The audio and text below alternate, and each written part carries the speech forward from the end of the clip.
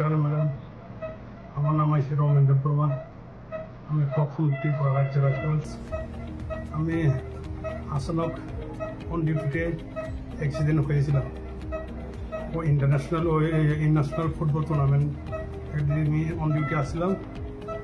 তো এখানে অ্যাক্সিডেন্ট হওয়ার পরে কী হয় না হয় আমি বুঝতে পারিনি। তারপরে বলেছে সিলেক্ট করে আমার মিসেস, আমার ফ্যামিলি সব সিলেক্ট করে এখানে ডক্টর জে.কে. রেড্ডি সাহেব, ডক্টর গৌরব শ্রীবাস্তব স্যার, এরা বলে খুব ভালো। এমন করে আমার নিয়ে আসি।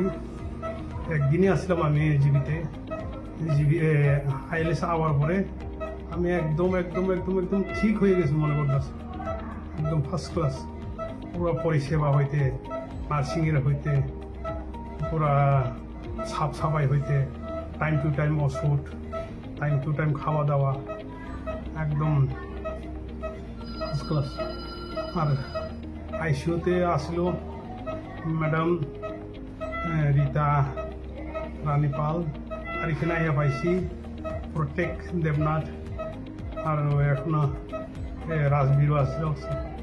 খুব ভালো সেবা যত্ন করছে এরা, খুব খুব মানে প্রশ্ন আয় না কেমনি যে এরা আমি উত্তর বিজ্ঞাপন করবো।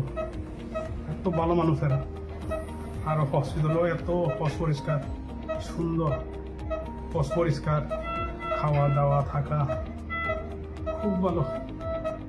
দিনে 4-5 বার স্নান করায়, ইয়ে দিয়া পাউডার দিই, সেবা যত্ন খুব ভালো।